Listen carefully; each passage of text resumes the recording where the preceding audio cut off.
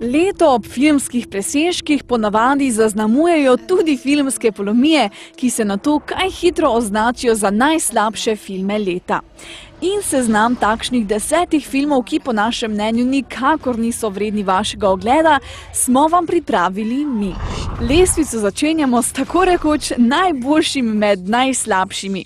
Čas lova na čarovnice je akcijska fantazijska pustolovščina, ki je počasna, poceni izgledajoča in neenakomerna celo kot komedija.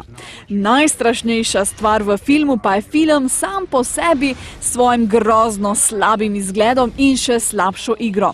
Izognite se ga kot kuge v njem. Na 9. mestu se nahaja Rdeča kapica. Zgodba lepe mladenke Valerie, ki se upre želji staršev in svojo ljubezen namesto bogatemu Henryju nameni postavnemu gozdarju Petru. Varna stava je, če rečemo, da je glasnost smeha v dvorani v neposrednem sorazmerju s tem, kako hudo resno je bil pravzaprav mišljen vsak zaigrani prizor.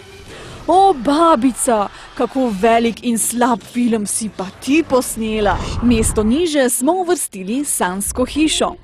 Uspešni založnik Will se z mlado družino preseli iz velemesta, toda začetno veselje preglasijo nerazložljivi dogodki. Tukaj bomo zelo kratki. Skrajna izguba časa in talenta, katere rezultat je povsem mrtev film, tako zunaj kot navznotraj. Silvestrovo v New Yorku predstavlja zaporedje nenavadnih, toda med seboj povezanih dogodkov, ki ob koncu leta nepričakovano združijo številne prebivalce New Yorka. Kako bi najbolje opisali občutek po filmu, verjetno s tole primerjavo? Ura je polnoč in ti nimaš nikogar za poljubiti. No, tak za nič občutek pusti ta zabava, za katero komaj čakaš, da se konča.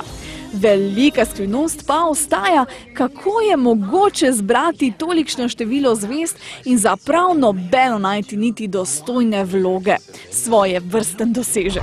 Na 6. mestu vam odsvetujemo praznične težave zelo nenavadnih dvojčkov v komediji Jack and Jill.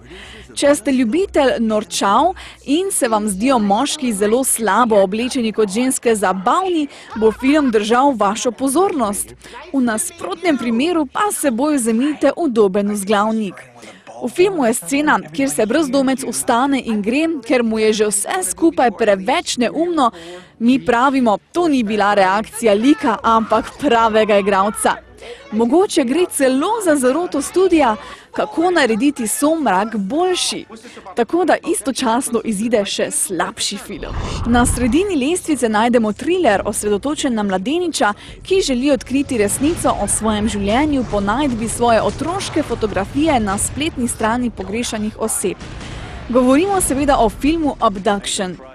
Brezdušno grabljenje denarja ali briljantna komedija, ki nas je nasmejalo od začetka do konca z enim velikim problemom, da naj ne bi bila komedija. Eden najresnejših kandidatov za nagrade na Zlatih malinah je zagotovo tudi Cimra. Tanka linija med prijateljstvom in obsedenostjo razpara sobo v študentskem domu. Z nekaj strahovi in minimalno karakterizacijo bi bilo veliko bolj privlačno strmeti v črni zaslon v prazni kinodvorani, kot gledati le minuto omenjenega filma. Trojico najslabših začenja Debela mama, kakršen oče, takšen sin.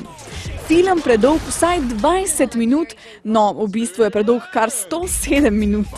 Bodimo klišejski kot film sam in ga opišimo zgolj z eno besedo. Patetičen. Tik pod vrhom našega seznama se je znašel prikriti udarec Beg pred resničnostjo. Film prikazuje zgodbo dekleta, ki se upre zlorabam sadističnega očima, a zato pristane v psihiatrični ustanovi. Da bi ubežala vsakodnevnim mučnim terapijam, se z drugimi dekleti prepusti fantazijskemu svetu.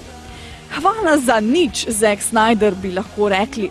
Grd, neumen, žaljiv, depresiven, seksističen in dolgočasen film, v katerega je bilo vloženega preveč talenta in veliko premalo papirja za scenarij. Na prvem mestu se je znašel Bucky Larson, Born to be a Star. Komedija povsem brez smeha je žalosten rezultat tega sila nenavdušujočega filma.